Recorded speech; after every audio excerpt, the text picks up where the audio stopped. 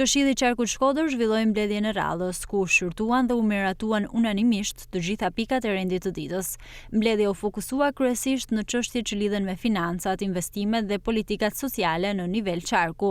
Gjatë seancës, këshilltarët miratuan financimet nga Fondi Special për vitin 2027, si dhe ndryshimet në buxhetin e vitit 2026. Një tjetër pikë e rëndësishme ishte miratimi i transferimit të kapitalit për disa investime të papërfunduara, si ndërtimi i ujësillësit në Muriçan dhe rikonstruksioni i qendrës shëndetësore në Stajk. Për miratimin e kërkesave për financim nga Fondi Social, për ngritjen apo vazhdimsinë e shërbimeve të ofruara me marrëveshje bashkëpunimi me organizata jo fitimprurëse për Këshillin e Qarkut Shkodër për vitin 2027. Përshtes planin e buxhetit e Këshillit të Qarkut Shkodër për vitin 2026 në kuadër të Fondit Social.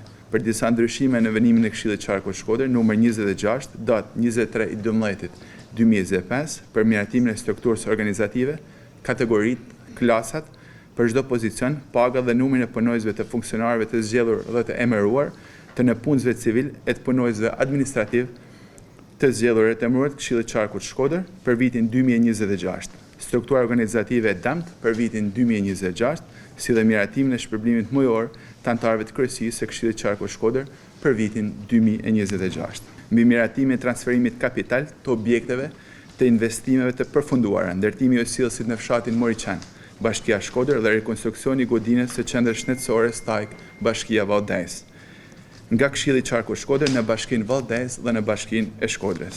Mbi disa ndryshime në venimin e Këshillit të Qarkut numër 27, datë 23/12/2025, mbi miratimin e buxhetit të Këshillit të Qarkut Shkodër për vitin 2026 dhe projekt buxhetit përfundimtar 2026-2028. Për miratimin e raportit të monitorimit zbatimit të buxhetit të vitit 2025 të Këshillit të Qarkut Shkodër, projekt vendim numër 7 mbi miratimin e raportit vlerësimeve dhe parashikimeve afatmesme të ardhurave dhe tavaneve përgatitore të shpenzimeve të programit buxhetor afatmesëm 2027-2029 në nivel programi.